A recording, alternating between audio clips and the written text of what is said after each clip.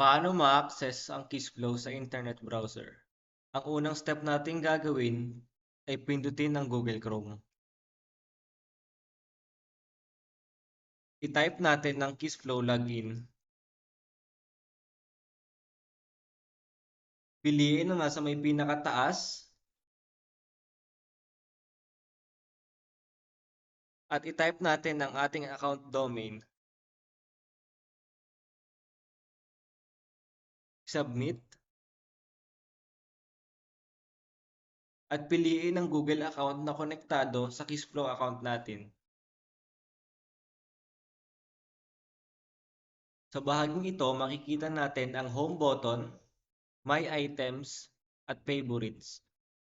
Pag kinilik natin ang My Items, ay makikita natin ang Assigned Items to Me at Created by Me. Ang pupuntahan natin ay ang Assigned Items to Me, kung saan dito natin makikita lahat ng mga naka-assign na items sa atin. Sa kabilang bahagi naman ay makikita natin ang Search button, Notification, at ang Settings.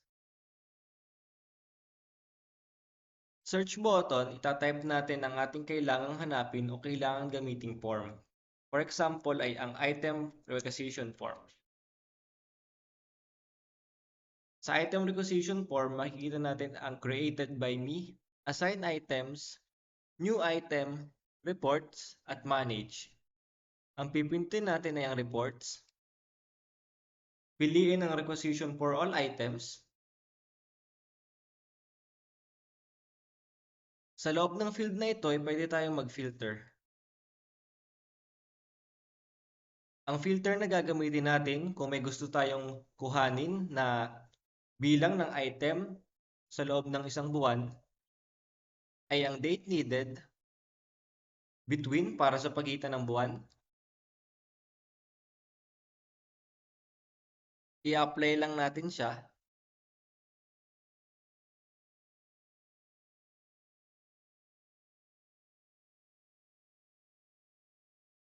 at i-export.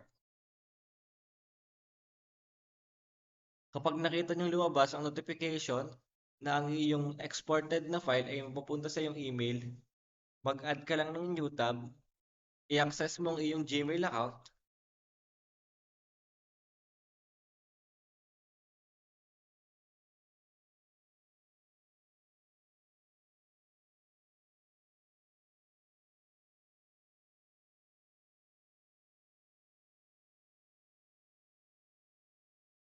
at dito natin makikita ang report na dinownload natin.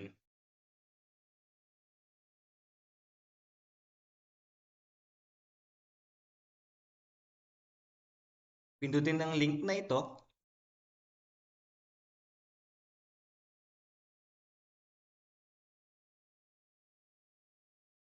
Buksan ang Excel file.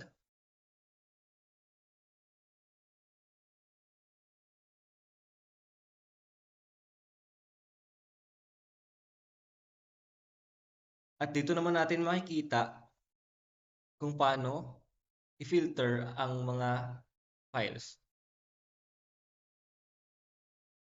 Ang coverage ng file na ito ay ang date needed na January 1,